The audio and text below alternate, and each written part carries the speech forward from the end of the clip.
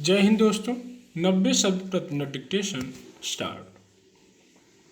अगर कोई राष्ट्र विकास के सभी आयामों को पाना चाहता है तो उसके लिए आवश्यक है कि उसके देश का आम जन शारीरिक और मानसिक रूप से स्वस्थ हो, जिसके लिए जरूरी है कि उसे पोषण युक्त खाद्य की उपलब्धता हो। अभी हाल ही में वैश्विक भुखमरी सूचकांक जारी किया गया, जिसमें इस बात का आकलन किया गया है कि किस देश में भुखमरी को लेकर क्या स्थिति है।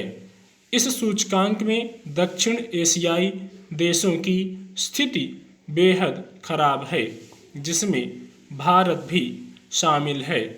इस सूचकांक में भारत का स्थान 116 देशों में से 101वें स्थान पर है।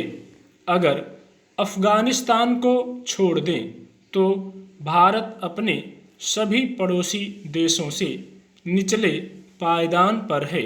यहाँ तक कि पाकिस्तान भी 92वें पायदान के साथ हमसे बेहतर स्थिति में है। भारत इसी सूचकांक में पिछले साल 94वें स्थान पर था। यह घटनाक्रम बताता है कि हमने इस दिशा में ठोस पहल नहीं की। देश में इस प्रकार की स्थिति से हमारे विकास पर बेहद नकारात्मक प्रभाव पड़ता है। ऐसे कौन से कारण हैं कि आज भी हमारे देश में भूखमरी जैसी विकराल समस्या बनी हुई है? इसके पीछे कई कारण हो सकते हैं। कुछ मूलभूत कारण हैं, जिनमें पहला कारण है देश में व्यापक स्तर पर आर्थिक असमानता, चाहे वह राज्यों के बीच हो या व्यक्तियों के।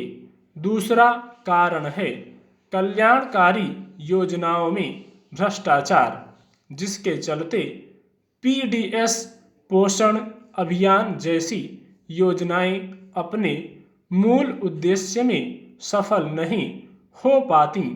तीसरा कारण है वर्तमान महामारी, जिसके चलते देश में व्यापक स्तर पर बंदी हुई, जिससे लोगों के आर्थिक जीवन पर विपरीत प्रभाव पड़ा। चौथा कारण है हमारे देश में भोजन तो पर्याप्त मात्रा में है, लेकिन पोषण युक्त भोजन की पूर्ति की कमी बनी रहती है। पांचवा कारण है देश में इस समस्या को खत्म करने के लिए राजनीतिक इच्छाशक्ति की कमी।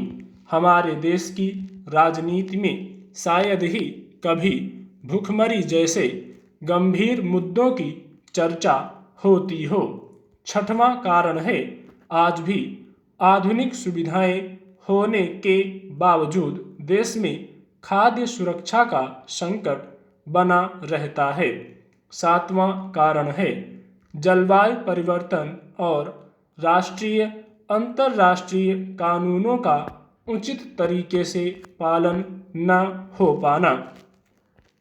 इसलिए अब वक्त आ गया है कि सरकारें इस मुद्दे को गंभीरता से लें, क्योंकि यह मुद्दा मानव सभ्यता के लिए कितना महत्वपूर्ण है, इसका अंदाजा केवल इस बात से लगा सकते हैं कि संयुक्त राष्ट्र ने सतत विकास लक्ष्यों में भूखमरी को दूसरे पायदान पर प्राथमिकता दी है।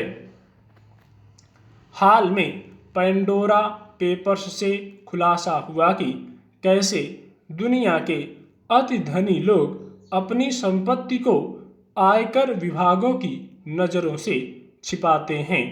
अपनी अकूत संपत्ति को कानून के भीतर रहते कर स्वर्ग में गाड़ आने में सफल होते हैं, पर यह कानून की भावना का पालन करना नहीं है। नकली कंपनियों के एक जटिल संजाल का उपयोग करके गलत तरीके से अर्जित धन और संपत्ति को छिपाने का तरीका है स्ट्रा।